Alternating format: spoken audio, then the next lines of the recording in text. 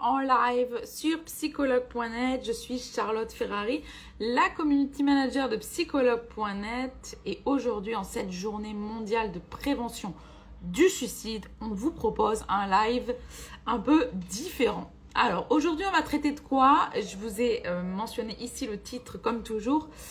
Briser le silence, comprendre et combattre le mal-être. Voilà. On a beaucoup de questions à aborder aujourd'hui avec Jonathan Desjours, thérapeute, qui sera là donc pour nous parler de ce sujet. Je vous l'épingle tout de suite. Jonathan, je t'ai vu. Je vais me connecter directement à toi. Alors... N'hésite pas à me mettre directement un message, Jonathan. J'arrive pas à cliquer sur ton... Je le vois pourtant, mais je n'arrive pas à cliquer dessus. Et généralement, c'est beaucoup plus rapide et pratique. Mets-moi juste bonjour et j'aurai juste à cliquer sur ton nom après. Hop, alors...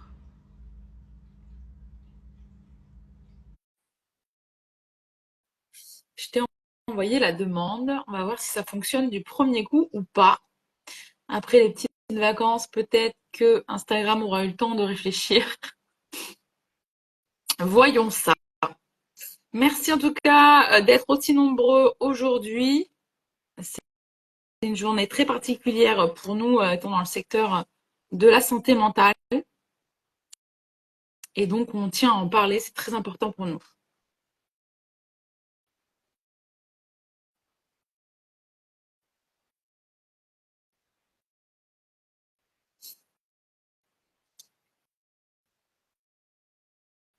J'ai renvoyé une demande, Jonathan. Est-ce que ça va fonctionner cette fois? N'hésite pas à accepter, annuler, réaccepter. Malheureusement, le bug nous poursuit.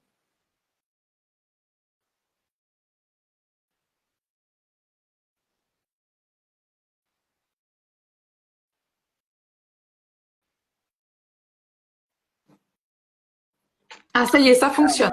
Super, ça s'est connecté. Bonjour et bienvenue Jonathan. Merci d'être en cette journée un peu spéciale pour nous, en cette journée mondiale de prévention du suicide. Tu le sais, on a choisi ce thème pas au hasard du tout. On l'a fignolé ensemble, on l'a travaillé. Donc merci d'être présent et surtout d'avoir accepté. C'est pas toujours évident. Comment vas-tu, toi, Jonathan? Eh bien, bonjour, bonjour Charlotte, bonjour à tous. Donc, merci pour ton invitation. Eh bien, écoute, je me sens serein, voilà, calme, apaisé aussi. D'accord. Tout, Voilà, tout, tout pour être bien pour commencer tranquillement donc ce c'est ça, live. tout à fait. Super.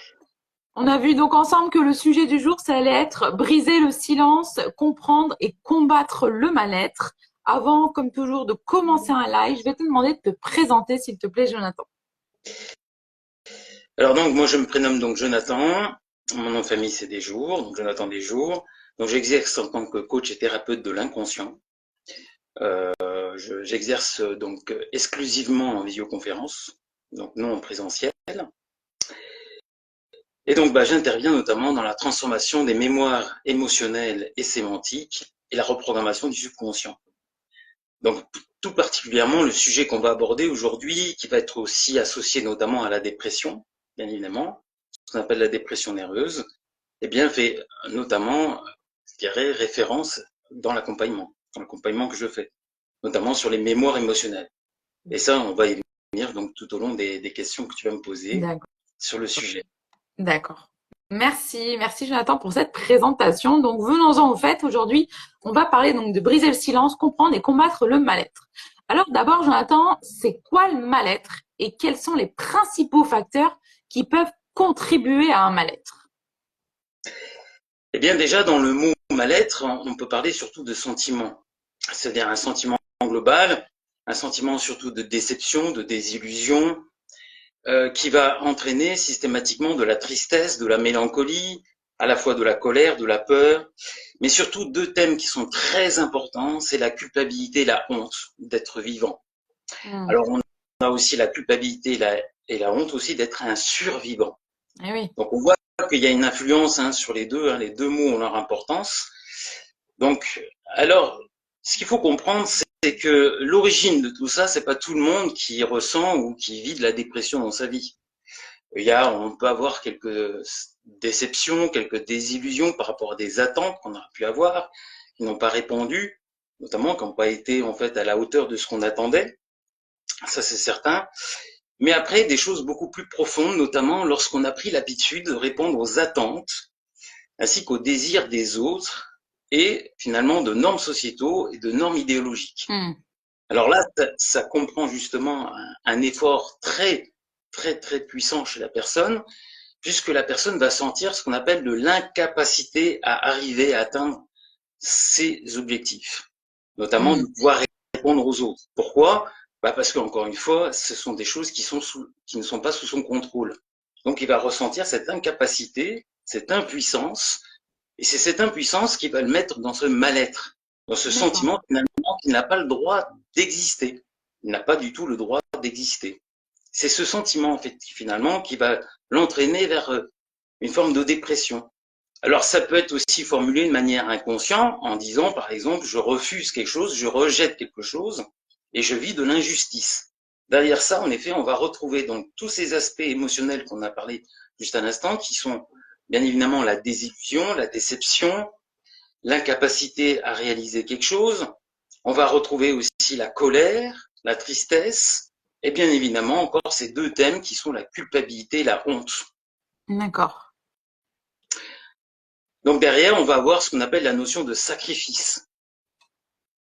Cette notion de sacrifice aux autres et à ce qu'on veut faire, va nous quelque part va nous influencer sur les choix qu'on va faire et donc automatiquement on va vivre tout simplement des dépressions nerveuses. D'accord. On va cumuler. Alors dans la dépression nerveuse, on peut retrouver notamment plusieurs aspects. On a la dépression majeure, on appelle ça. On a la dépression mineure, c'est celle que souvent la plupart des gens vivent. Et puis la dépression qu'on appelle chronique, c'est-à-dire que plusieurs dépressions mineures dans le courant d'une année ou voire sur plusieurs années. Tout dépend en fait de ce qu'on va attendre de nous-mêmes, de ce qu'on attend de la vie, de ce qu'on attend en fait de nos choix. D'accord. D'accord. Il y a une question qui revenait souvent et que du coup je viens à te poser, c'est comment on peut distinguer finalement un simple passage à vide qu'on peut tous avoir d'un mal-être plus profond. Alors il y a des symptômes forcément qui sont là, qui sont présents.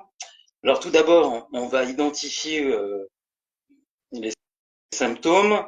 Donc moi j'en ai répertorié à peu près 9 qui sont bien présents. On a ce qu'on appelle l'humeur dépressive.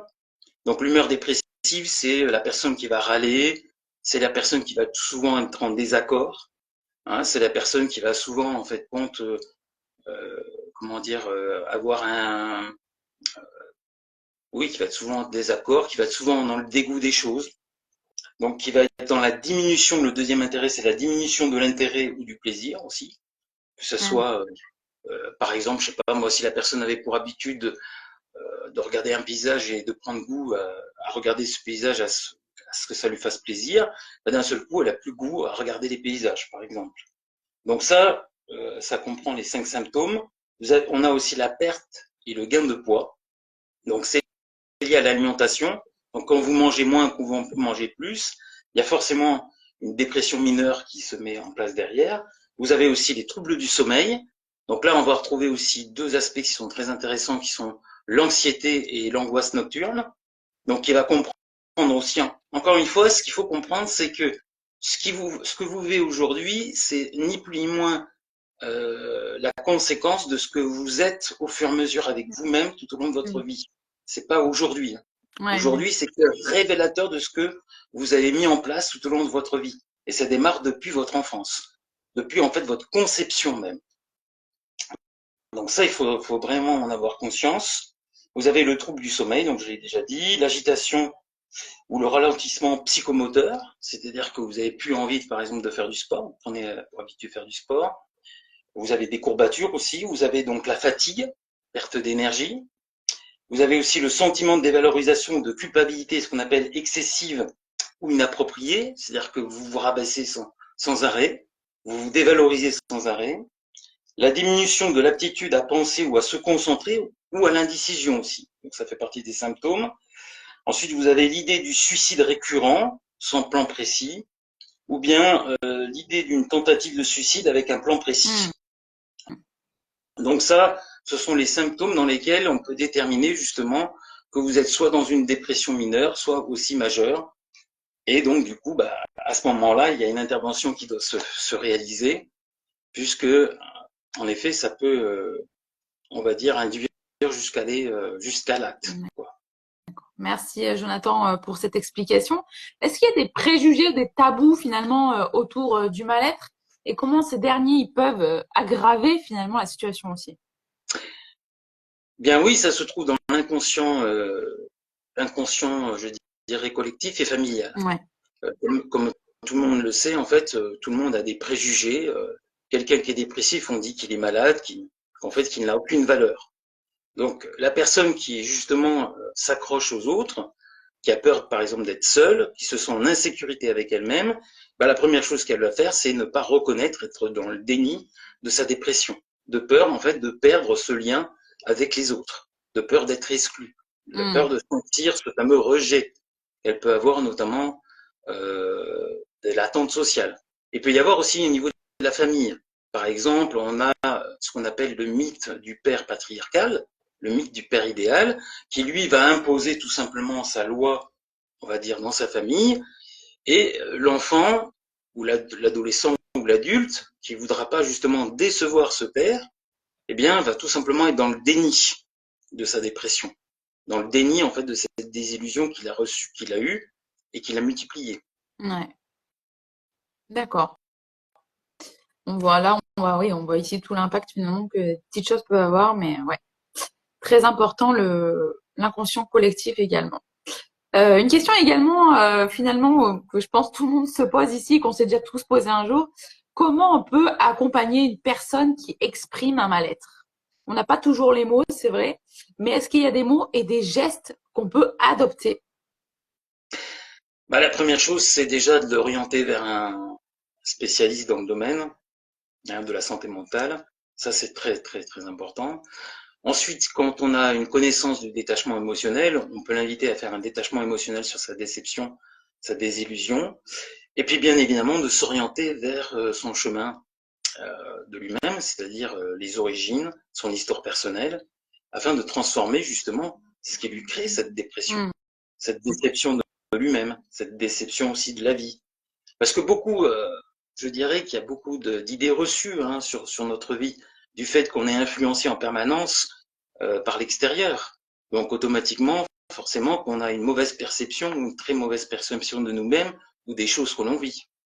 Donc ça, c'est vraiment important en fait, de se tourner vers notamment la transformation de nos mémoires émotionnelles et sémantiques. D'accord. Justement, Jonathan, est-ce que tu peux nous en dire plus sur les différents types de soutien qui existent pour les personnes en souffrance? On a tout simplement les spécialistes dans le domaine qui sont les psychologues, qui donc peuvent regarder et observer ce qu'il se passe et afin de vous donner conscience exactement des agissements que vous avez vis-à-vis de vous-même, notamment le sacrifice de vous vis-à-vis des autres, vis-à-vis de vos attentes.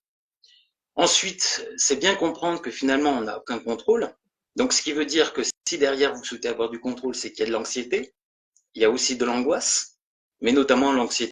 On connaît les trois aspects de l'anxiété qui sont le vouloir le tout contrôle, de vouloir avoir des certitudes et de la réassurance. Donc, c'est que derrière cette anxiété, il y a un comportement qui a été généré depuis peut-être de votre temps d'enfance ou bien de votre conception de votre naissance qui induit justement ces trois aspects-là et qui vont automatiquement vous influencer et vous amener à vivre justement de la dépression. D'accord.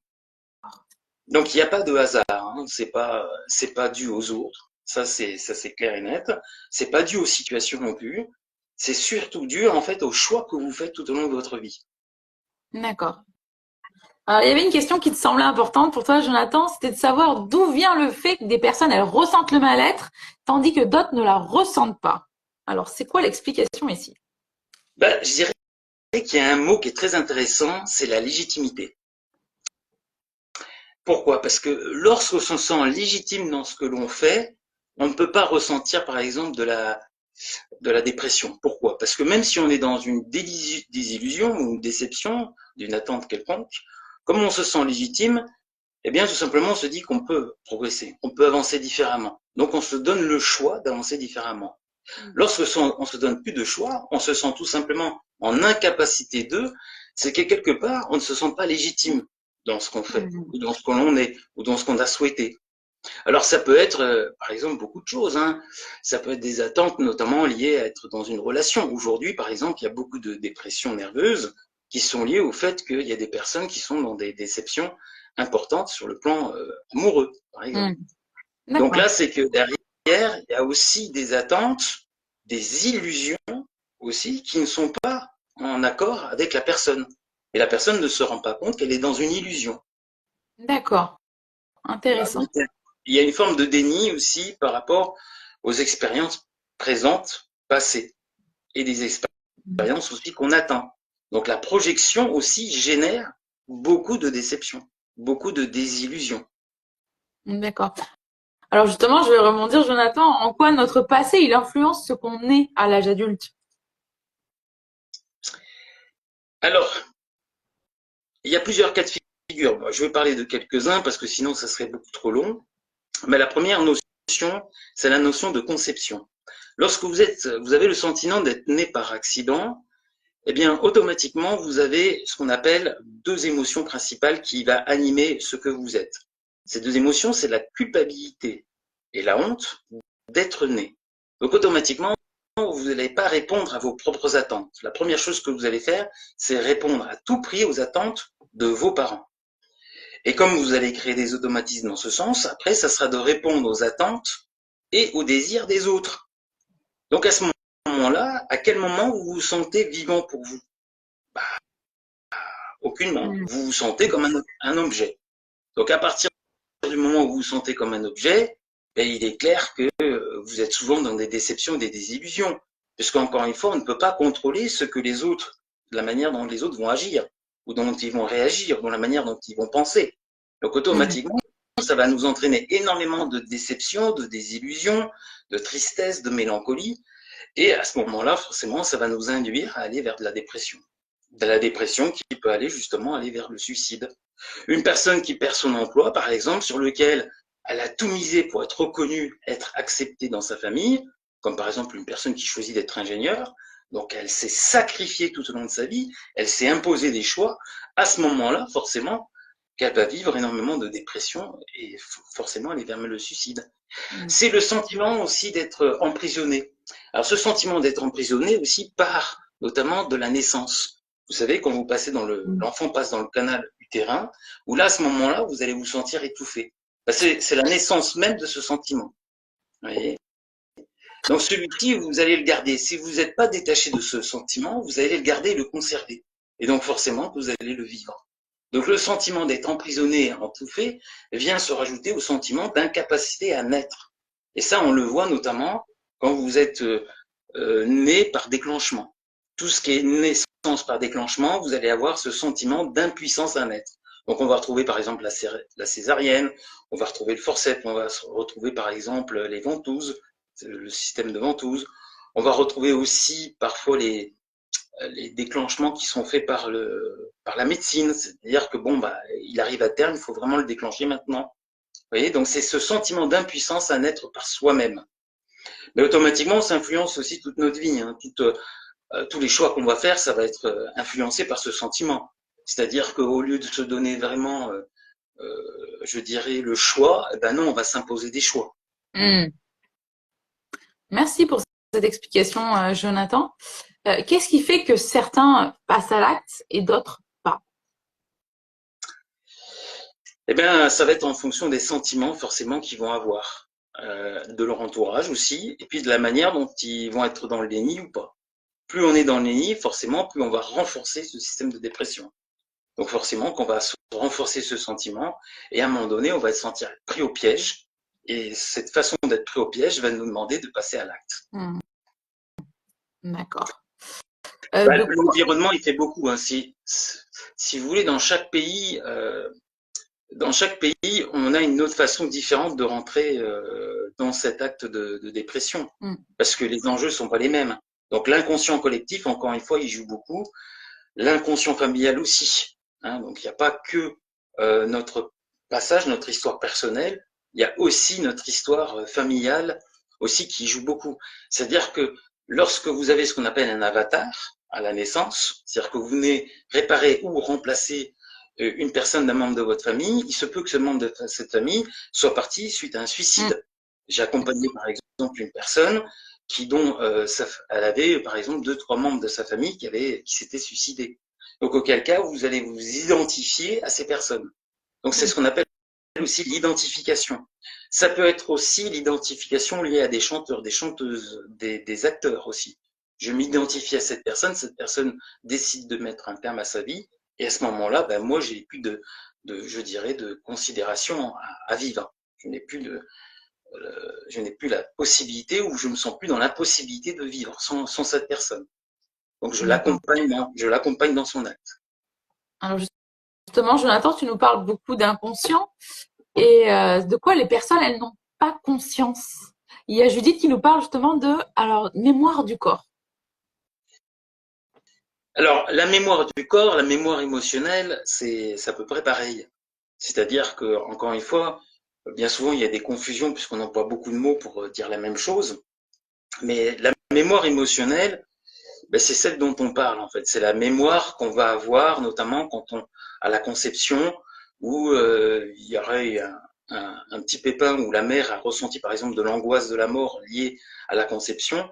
Eh bien, on va ressentir, nous en tant qu'enfants, même si on n'a pas le cerveau, on va dire, formé, on va ressentir au fond de nous-mêmes justement cette angoisse. Mm. C'est-à-dire que il faut savoir que le ventre de la mère est une matrice pour l'enfant.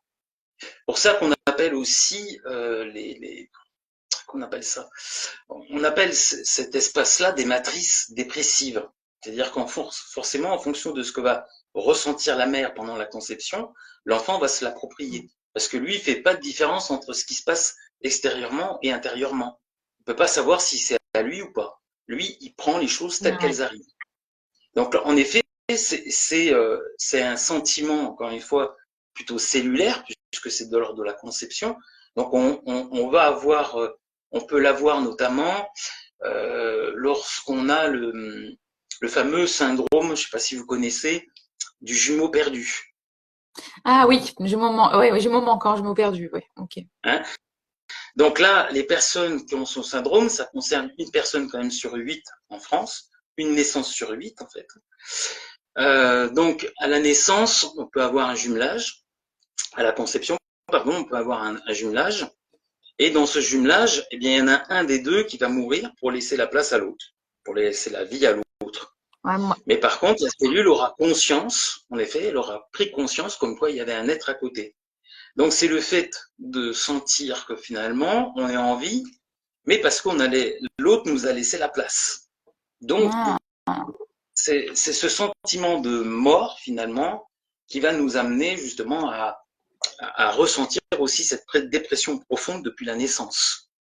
d'accord. Il n'y a pas ce sentiment de vide, justement. Alors, du coup, si finalement on était deux, mais on est né seul, non? Il n'y a pas ce sentiment de vide, j'imagine. Moi, ayant une jumelle, je me dis justement, j'ai le contraire. Je me suis toujours sentie suffisante dans tout, même quand je suis seule.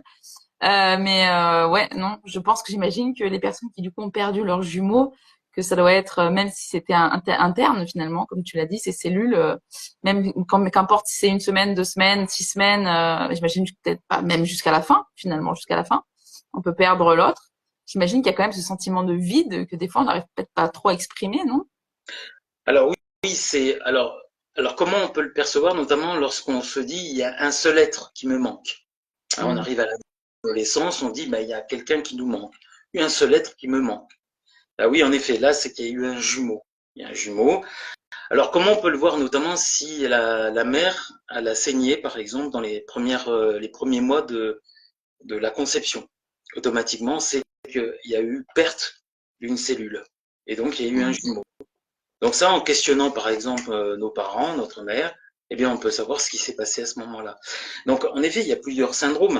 Il y a qui va permettre justement de le percevoir, mais il y a aussi ce qu'on appelle le comportement. C'est-à-dire que dans le comportement, on va avoir un comportement de punition. C'est se sentir coupable en fait de la mort de son double. Donc, dans la fameuse punition, qu'est-ce qu'on va voir? On va avoir des comportements à risque chez la personne. Donc, c'est des personnes qui ne vont pas tenir compte de sa vie, tout simplement. Elle va se tuer au travail. Donc, on va voir notamment aussi des burn-out. Une quête du mérite absolu. Un dépassement de la personne par elle-même. Donc, se dépasser tout le temps. Se débrouiller seule. Se maltraiter en ne prenant pas soin d'elle, par exemple. En n'étant pas en bonne santé. C'est aussi un enfant qui se mue, donc c'est quelqu'un qui ne souhaite pas prendre sa place, par exemple, dans un groupe ou même dans le travail. C'est une personne qui va avoir des choix qui vont entraîner de la violence, voire de la soumission. C'est une personne qui ne veut pas exister en soi. Elle va avoir une suradaptation et puis elle va avoir ce qu'on appelle des angoisses abandonniques. Donc dans les angoisses abandonniques, c'est des angoisses notamment à la séparation brutale aussi, par exemple. Qu'est-ce qu'on va avoir aussi? C'est une personne qui va s'imposer des choix. Hein, s'il va être beaucoup dans le il faut, je dois, il faut, je dois, il faut, je dois. Qu'est-ce qu'on va retrouver aussi? Donc la culpabilité, la honte de s'accorder aussi de la douceur. C'est quelqu'un qui n'aura aucune douceur d'elle-même, aucun amour, aucune acceptation de son apprentissage aussi. Hein, et ça, c'est quand même, je dirais que c'est la première chose, la priorité qu'on doit se faire vis-à-vis de nous-mêmes, c'est d'être dans l'amour de son apprentissage. C'est logique, puisqu'on ne connaît pas l'avenir, on ne connaît pas l'imprévu, on ne connaît pas l'inconnu. Donc c'est la première des choses. Si on a une peur, c'est tout à fait logique. Donc la première des choses. Et puis c'est surtout aussi un sentiment de ne pas pouvoir faire un deuil finalement de ce double. Ouais. Et donc, on va voir, tout simplement, on va vivre en fait ce qu'on appelle un deuil de son existence. Donc, on sera toujours systématiquement dans le deuil de cette existence. Finalement, pourquoi j'existe? Qu'est-ce qui fait que j'existe? Et ainsi de suite. Donc, c'est vraiment ce sentiment-là, lié à la mort de ce double. Mais il n'y a pas que celui-là. Il y a aussi les avortements faits un an auparavant, où là, on est là pour remplacer, par exemple, une fausse couche ou un mort-né. Ça aussi, automatiquement, on va on va générer ce sentiment de culpabilité, cette émotion de culpabilité au quotidien, dans notre quotidien. On va se sentir coupable. Donc, toutes les actions qu'on va faire, on va les faire d'une manière comme si on se sentait coupable par rapport à ce qu'on faisait. D'accord. Donc, c'est vraiment intéressant de s'intéresser à soi dans sa profondeur, surtout sur l'aspect émotionnel. Éviter de se juger, éviter de se critiquer, éviter de se comparer surtout. Ça, ce sont vraiment des points vraiment très importants par rapport à la déception, la désillusion et donc la dépression. Merci Jonathan. Je sais que je t'avais dit qu'on n'aurait pas le temps d'aborder les questions, mais je pense que quand même on peut en faire une ou deux si ça te va. Ah oui. D'accord. Alors, on a Mickaël qui nous dit, est-ce que le sentiment de n'avoir rien à perdre peut être dangereux? Oui, parce que rien à perdre, si, sa vie. Donc ça, c'est un comportement à risque, par exemple. Donc là, qu'est-ce que ça veut dire derrière? C'est qu'on ne se considère pas du tout. C'est qu'on considère ce que l'on fait plus important que ce que l'on est. Donc ça, c'est un des troubles de la société d'aujourd'hui, hein, il faut le savoir. C'est-à-dire ce que l'on fait est plus important que ce que l'on est, et on ne prend pas conscience de ce que l'on fait. Donc bien souvent, on se détruit, on s'auto-détruit, on se punit dans ce que l'on fait. Et ça de manière inconsciente. Du moment que finalement, je sois reconnu par les autres. Donc finalement, c'est préférable pour soi dans ces cas-là d'être reconnu par les autres plutôt que de se reconnaître soi-même. C'est fou, quoi. Et de connaître ses capacités et ses compétences. Parce que la grande guérison, c'est surtout ça, hein. C'est le détachement, la transformation des mémoires émotionnelles de son vivant, bien évidemment, de notre passé, pour éviter de recommencer les mêmes schémas. Mais aussi, c'est de savoir se détacher dans le quotidien, parce qu'on vit des émotions tout le temps. Ça s'arrête jamais. La vie, c'est nos émotions. C'est elle qui nous fait ressentir comme quoi nous sommes vivants. Mais elles n'ont pas toujours raison. Elles n'ont pas toujours raison. Hein. Les émotions n'ont pas tout le temps raison. C'est-à-dire que c'est pas parce que je ressens de la peur sur quelque chose que forcément c'est réel. Oui. Donc entre l'imaginaire et le réel, et c'est pour ça que j'en reviens notamment aux mémoires sémantiques qui ont un lien avec notre imagination. Donc tant qu'on n'a pas transformé nos mémoires sémantiques de notre passé, donc de certains souvenirs, eh ben automatiquement celles-ci viennent nous auto-saboter dans notre réel. D'accord. Alors, il y a Lucie, justement, qui a aussi rebondi et qui nous dit comment on peut aider une personne qui a le profil d'une personne qui se déprécie et cherche le mérite. Eh bien tout d'abord, ça ne sert à rien d'aller contrecarrer ses émotions. On a beau lui dire, bah écoute, non, t'as de la valeur et ainsi de suite, il n'entendra pas. Il est totalement ce qu'on appelle dans le déni de lui-même. Donc la première des choses, c'est le détachement émotionnel. Ça, c'est certain. De soi-même déjà, pour éviter d'être impacté par rapport à son influence. Et puis ensuite, eh ben, on ne peut rien faire, parce que, encore une fois, on ne peut pas contrôler les actes de l'autre. Donc si la personne ne souhaite absolument rien faire pour elle, eh bien non, on ne peut rien faire pour elle non plus. Donc il faut savoir aussi accepter comme quoi on ne peut pas justement contrôler les autres. On peut seulement finalement leur recommander d'aller voir un psy ou… Voilà, tout simplement, oui. On ne peut pas réagir à la place des autres. Encore une fois, il y a un paramètre qui est très important de comprendre. Dès qu'il y a une fusion émotionnelle, il y a confusion. Qu'est-ce qu'on Pourquoi? entend par fusion émotionnelle? Fusion émotionnelle, c'est s'approprier les émotions de l'autre.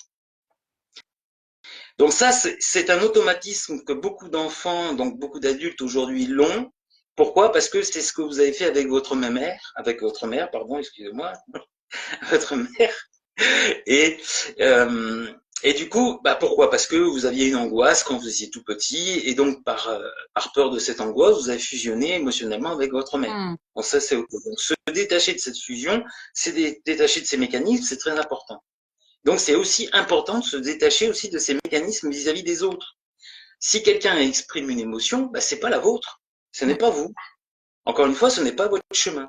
Donc la première des choses, c'est que lorsque vous entendez que cette personne, elle souffre, bah, c'est de lui indiquer tout simplement une personne.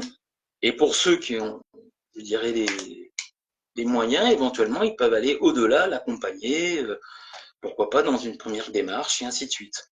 Mais en aucun cas, on ne peut se mettre à la place de l'autre. Ça, c'est très, très important parce qu'automatiquement, quand on se met, on fusionne avec l'émotion de l'autre, il y a confusion entre vous et cette personne. Donc, à ce moment-là, en effet, vous pourrez ressentir une charge mentale et émotionnelle sur vos épaules. Donc ça, c'est important aussi. Hein. Vous savez que la plupart des dépressions mineures sont dues à des charges mentales et émotionnelles. Hein. Les charges mentales et émotionnelles, c'est ce que vous vous mettez vous-même. Donc quand vous fusionnez avec vos enfants, quand vous fusionnez avec votre compagnon, votre compagne, ou avec les personnes de vos proches, bien automatiquement, ça joue aussi sur cet aspect-là. D'accord. Il y a une personne qui a rebondi, j'ai vu Mélusine qui nous dit oui, ok, mais on peut planter des graines, créer des déclics. Alors, l'illusion. À planter des déclics, oui, en effet, il y a toujours ce qu'on appelle, dans ce qu'on exprime, des effets miroirs. C'est-à-dire qu'une émotion qu'on va exprimer va faire miroir à l'autre. En effet, que cette personne va, du coup, bah, par exemple, rentrer dans une action, ou pas. Ça, c'est certain. Mais par contre, tout ne fait pas effet miroir vis-à-vis de la personne. Tout ce que les mots qu'on va employer ne fait pas forcément miroir. Donc c'est très important de ne pas fusionner, encore une fois, avec l'émotion de l'autre. D'accord. On fait toujours de son mieux. Ouais. C'est ça. Merci Jonathan pour ce joli live sur briser le silence, comprendre et comment combattre le mal-être en cette journée mondiale de prévention du suicide. Merci d'avoir été là. Je ne sais pas si tu avais un dernier message à faire passer. Oui, j'avais préparé donc un petit quelque chose. Je ne sais pas si je vais le retrouver. Alors, moi, je vous invite d'aller vers la transformation de vos mémoires émotionnelles et sémantiques dans la reprogrammation de votre subconscient, afin d'accepter, d'être et d'aller dans l'amour de l'apprentissage de votre vie. Ça, je pense que c'est vraiment le plus important pour vous si vous souhaitez le meilleur. Et ensuite, de prendre conscience à chaque instant, en fait, de votre réalisation, de vos choix, de comment vous les prenez, émotionnellement, pas forcément sous la critique, ou bien sur le jugement ou la comparaison. Et de le pratiquer ça au quotidien. Voilà, je dirais, c'est vraiment le message que je vous souhaite à tous. D'accord. Merci beaucoup, Jonathan. Merci Je te souhaite à vous. une très belle journée à toi et merci encore d'avoir été présent pour ce live très particulier. Merci à toi, Merci. Charlotte. Je te Merci pour laisse l'invitation. avec grand plaisir. Je te laisse quitter avec la petite croix au-dessus de toi comme d'habitude. D'accord, bah, je vous souhaite tous à tous le meilleur. Merci. Merci, Jonathan. Très belle journée à toi. Belle journée. Hop, je coupe. Non, c'est où? Tu as une petite croix normalement juste au-dessus de toi, en haut, Ah voilà. blanche. Merci. Merci donc à Jonathan pour ce joli live sur briser le silence, comprendre et combattre le mal-être. C'était pas un exercice simple à faire sur ce sujet quand même assez délicat. Donc voilà, on avait eu beaucoup de questions et aujourd'hui on avait très peu de questions utilisateurs. Mais ne vous inquiétez pas, vous aurez tout le temps de vous rattraper. Il y a des semaines où il va y avoir 2 lives, donc vous aurez le temps de poser des questions et sur des sujets beaucoup plus, comment on peut dire, léger, voilà, sur des sujets plus légers. Mais c'était important pour nous de parler aujourd'hui en cette journée mondiale de prévention du suicide. Il faut toujours aussi bien choisir ses mots, c'est ce qui est délicat, mais c'est très important de le rappeler. Merci à tous d'avoir été présents, de nous avoir suivis, de nous avoir écoutés, d'avoir posé des questions, d'avoir échangé. Oui, il y aura un replay, l'une, il sera disponible juste après que je parte. Et d'ailleurs, dès vendredi, ce live sera également en podcast. Comme c'est vraiment une journée particulière, on a décidé que finalement, donc, pour ces journées particulières, on faisait le live un peu avant et on publie directement le vendredi le live qui est lié donc au podcast. Voilà, pour ceux qui préfèrent écouter l'audio, qui sont arrivés à 30 minutes, qui sont arrivés 20 minutes plus tard, voilà, n'hésitez pas, vous aurez le podcast, donc l'audio, disponible dès vendredi sur notre plateforme psychologue.net. Merci à tous de nous avoir suivis. Belle journée. On se retrouve la semaine prochaine pour un ou même 2 nouveaux lives. Belle journée à tous et en attendant, belle semaine aussi. Merci de nous suivre.